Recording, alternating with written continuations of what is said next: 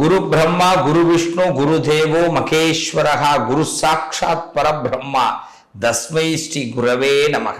குருவின் அனுகிரகத்தோடு உங்கள் அனைவரையும் சந்திப்பதிலே பெரும் மகிழ்ச்சி அடைகிறேன். பொண்ணுக்கு நிகரானவர் தங்கம், கோல்டு.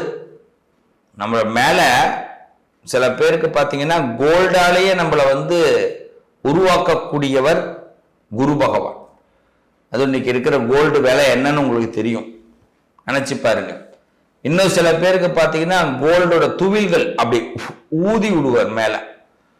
அப்படிப்பட்ட மனுஷன் எப்படியோ நம்மளை தங்க நிறமாக மின்ன வைப்பதற்கு சரியான ஒரு கிரகம் அப்படின்னா குரு தான். சார் ஒண்ணுமே இல்லை சார் அப்படின்னா கூட ஒருத்தவங்களுக்கு முன்னாடி நம்மளை ஒசத்தி வச்சிருப்பார். கௌரவத்துல பேர்ல நம்ம ஒரு 2 ரூபாய் போய் கடன் கேட்கறதுக்கு நம்ம தன்மானம் இடிக்கும். ஒருத்தவன்ட்ட நம்மளோட வருத்தத்தை சொல்றதுக்கு நம்ம மனசு அப்படியே கூணி குருவோம். இதுக்கும் குரு காரணம். ஏன்னா ஒருத்தவன் நம்மள சொல்லிடக்கூடாதுடா. நாம ஏதாவது ஒண்ணு நாம எப்ப விழுவோன்னு அவன் பார்த்துக்கிட்டு இருப்பான். இப்ப நாம போய் அவன்கிட்ட கெஞ்சிடக்கூடாது அப்படின்னு நம்ம நினைப்போம் பாருங்க. இதுவும் குருவுடைய எண்ணம். எல்லாமே தெரிந்தும் அதை தம்பட்டம் அடிக்காம இருப்பதும் குருவின் எண்ணம். இப்போ குருன்னு எடுத்துட்டோம்னா அவர் நமக்குள்ள எப்படியோ உள்ள போயிடுவார். குருங்கிற கிரகத்தோடைய பாசிட்டிவ் திங்கிங் நிறைய இருக்கு.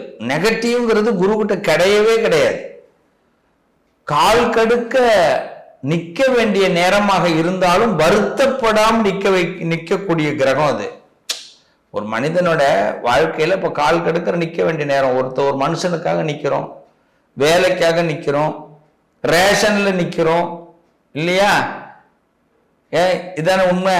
அப்ப எதுவாக இருந்தாலும் அதுலயும் பொறுமையை கொடுக்கக்கூடியவர் இந்த குரு பகவான். அப்படிப்பட்ட குரு பகவான் இந்த விசுவாவசு வருஷத்துல பெயர்ச்சி அடைகிறார்.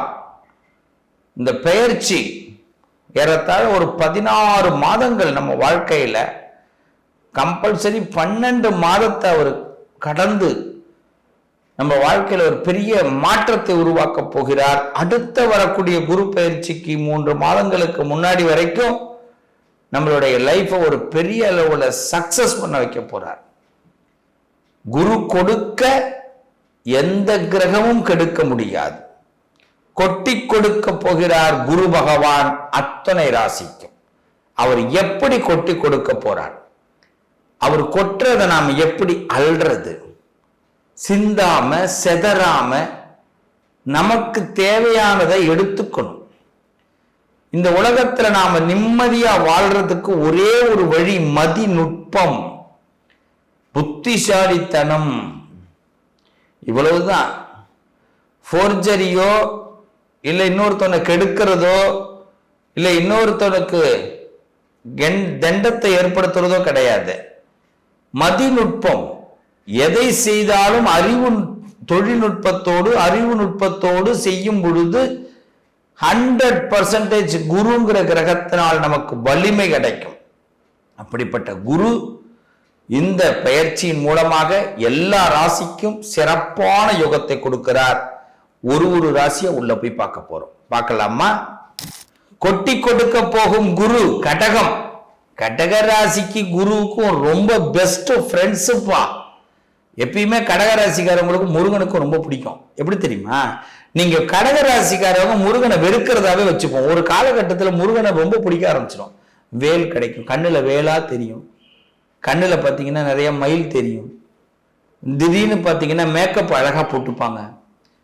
ஆண்களா இருக்கட்டும் பெண்களா இருக்கட்டும், பெண்கள் தானே மேக்கப் போட்டு பார்த்துருக்கீங்க. ஆண்கள் கடகத்துல பிறந்த ஆண்கள் அப்படியே சூப்பரா பேண்ட் ஷர்ட் எல்லாம் போட்டு இன் பண்ணி, சில பேர் பார்த்தீங்கன்னா என்ன ட்ரெஸ் வச்சிருக்கீங்களோ அதுக்கு தகுந்த மாதிரி கோடெல்லாம் கரெக்டா கொண்டு வந்து ஆண்கள் வரைக்கும் அழகுபடுத்திக்கக்கூடிய ஆசான்கள்.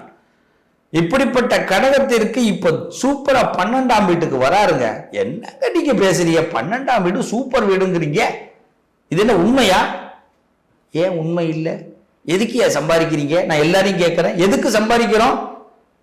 செலவு பண்ணதானே சம்பாதிக்கிறோம். சேர்த்து வைக்கிறதுக்குங்க. நாளைய நாளுக்காக நான் சேர்த்து வைக்க போறேன் அப்படின்னு வாங்க சில பேர். நாளைய நாளுக்காக எல்லாத்தையும் சேர்த்து வச்சுட்டு இன்னைக்கு கஷ்டப்படுறதுக்காக வாழ்க்கை ஆண்டவன் கொடுத்தான்? நினைச்சு பாருங்க, கொஞ்சம் யோசிச்சு பாருங்க. நல்லா தெரிஞ்சுக்கிங்க. நீங்க 10,000 பணம் சம்பாதிக்கலாம், 10 லட்சம் சம்பாதிக்கலாம், 10 கோடி சம்பாதிக்கலாம். பாதிய செலவு பண்ணுங்க, பாதிய செலவு பண்ணுங்க, அதுல மீதியை சேர்த்து வைங்க. அதுதான் புண்ணிய கணக்குல போகும், அதுதான் நிம்மதியில போகும். 10,000 சேர்த்து வைக்க ஆசைப்பட்டு கஷ்டப்பட்டீங்கன்னா கடவுள் கைவிரிச்சிடுவார் ஒரு காலகட்டத்தில். இது நான் கடகத்துக்கு மட்டும் சொல்லல, எல்லாருக்குமே சொல்றேன். நிறைய பேர் இந்த விஷயத்துல கோட்டை விட்டுறாங்க. எல்லாத்தையும் காசையும் சேர்த்து வச்சுட்டு கடைசி நேரத்துல அவங்க பாத்தீங்கன்னா ஆஸ்பத்திரியில படுத்திருப்பாங்க. இந்த காசையெல்லாம் ஆட்டையை போட யாரெல்லாம் யோசிப்பாங்க? இது உண்மை. காசு ஒரு போதை தாங்க. ஆனா கடகத்துக்கு அந்த போதை கிடையவே கிடையாது. கடகத்துக்கு அந்த போதை கிடையவே கிடையாது. அதான் கடகம். எனக்கு இந்த நிமிஷம் நிம்மதியா இருக்கணும், இந்த வினாடி நிம்மதியா இருக்கணும், நான் நினைக்கிற விஷயம் எனக்கு நடக்கணும், எனக்கு சில அடிமைகள் சிக்கணும், நான் பேசுனா அவன் கை தட்டணும், நான் சொன்னா அவன் ஏத்துக்கணும். மறுக்க கூடாது, மறுக்க கூடாது நினைக்கக்கூடியவர்கள் கடக ராசிக்காரவங்க. மறுத்துட்டாலே ஃபீலிங்ஸ்குள்ள போயிடுவாங்க. வாழ்க்கையை வெறுத்துடும், உலகமே வெறுப்பா தெரியும். அப்படிப்பட்ட கடகத்துக்கு 12ஆம் வீட்டுக்கு வராருங்க குரு பகவான். அவர் ராசிக்கு உச்சம் பெற்றவருங்க, கடகத்துல உச்சம் பெற்றவர். அதனாலதான் சொல்றேன், கடகராசிக்காரவங்க காலையில எழுந்து முகம்லாம் அலம்பி நல்ல சோப்பு போட்டு மேக்கப் போட்டு கண்ணாடியை பார்த்து அழகா இருக்கணும்னு அவசியம் இல்லை. காலையில எழுந்து அப்படியே கண்ணாடியை பார்த்தாலே அழகா இருக்கும். சில பேர் காலையில ஏஞ்சி வெளியில வந்தாங்கன்னா பல பேர் இப்பதான் அம்மா குளிச்சுட்டு வரீங்களா, ஐயா குளிச்சுட்டு வரீங்களான்னு கேட்பாங்க. அது என்னங்க நான் இப்பதான் வந்தேன் அப்படின்னு. இல்லையம்மா ஃப்ரெஷ்ஷா இருக்கீங்களே ஐயா, ஃப்ரெஷ்ஷா இருக்கீங்களே. இந்த ஃப்ரெஷ் எங்கங்க? மக்கள் திலகம் மாதிரி இருப்பாங்க கடகராசிக்காரவங்க எல்லாம். இன்னைக்கு கடகராசிக்காரவங்க போட்டோ யாராவது ஒருத்தவங்க பாருங்க, அந்த போட்டோ ஃபேஸ் சினிமா மீடியா உங்களை பிரபலமாக்குறதுக்கான நல்ல நேரம். நீங்களே சேவிங்ஸ் பண்ணணும்னு நினைச்சாலும் இப்ப நடக்காது. அதனாலதான் நான் இப்ப இவ்வளவுதான் பேசுறேன். எதுக்கு நீங்க அதை நினைச்சுக்கிட்டு இருக்கீங்க? யாரையும் சேமிக்கணும்னு நினைக்காதீங்க. இப்ப நல்லா தெரிஞ்சுக்கிங்க, இந்த கடகத்துக்கு 12ஆம் வீட்டிற்கு சுப விரயத்துக்கு வந்திருக்காரு குரு பகவான். அவர் வந்த நோக்கத்தை நாம தெரிஞ்சுக்க வேண்டாமா?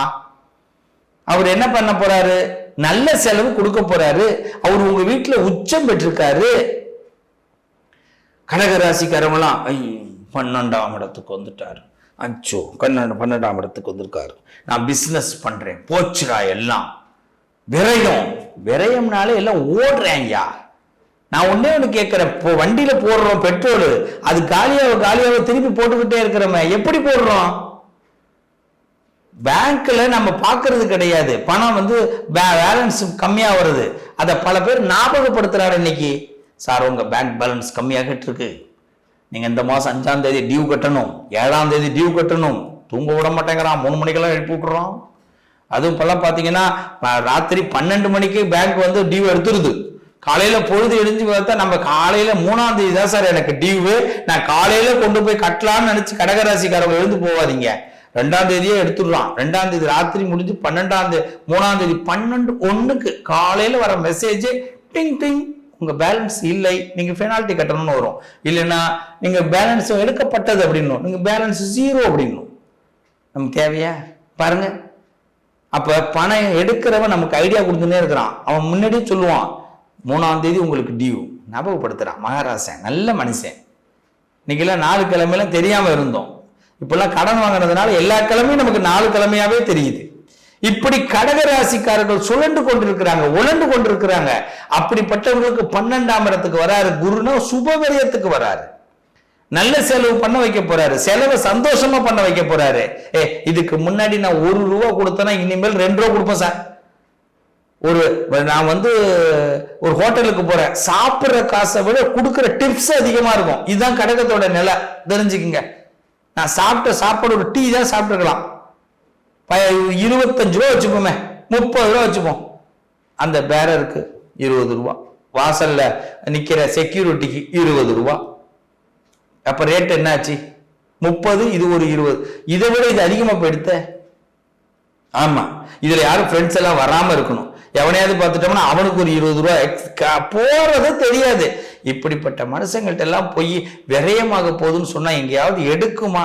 சொந்தத்தை சேர்க்க போறீங்க சார். கடகராசிக்காரர்களே, உறவுகளை சேர்க்க போறீங்க. உங்கள்கிட்ட இருந்து எல்லாம் வெளியில போறதுல செலவு இல்லை சார். நீங்க எல்லாத்தையும் இன்கமிங் ஆக்க போறீங்க. கடகராசிக்காரர்கள் நல்ல நட்பை சேர்க்க போறீங்க. 5 வருஷமா படாத பாடுபட்டீங்க சனியினால. எல்லா இடத்துலயும் குரு உங்களை ஹெல்ப் பண்ணிட்டே வந்தாரு. இப்ப 12ஆம் இடத்துல குரு உங்களுக்கு சுப விரயத்தை கொடுக்கிறாரு. உங்க அதிகாரத்தை அதிகப்படுத்த போறாரு. உங்களை நல்ல விதமா யோசிக்க வைக்க போறாரு. பல மனுஷங்களுக்கு முன்னாடி கடகம் மாதிரி உண்டாங்க, என்ன தங்கமான பிள்ளைய அப்படின்னு அந்த பேரை வாங்க வைக்க போறாருங்க. இதை விட என்னங்க பெரிய விஷயம்? மனுஷனுக்கு பேரு தாங்க முக்கியம். மற்றதெல்லாம் தூக்கி குப்பையில போடும். ஆமா, நல்ல மனுஷங்களை சம்பாதிக்க போறீங்க. இது கொஞ்சம் செலவு பண்ணி தான் ஆகும்.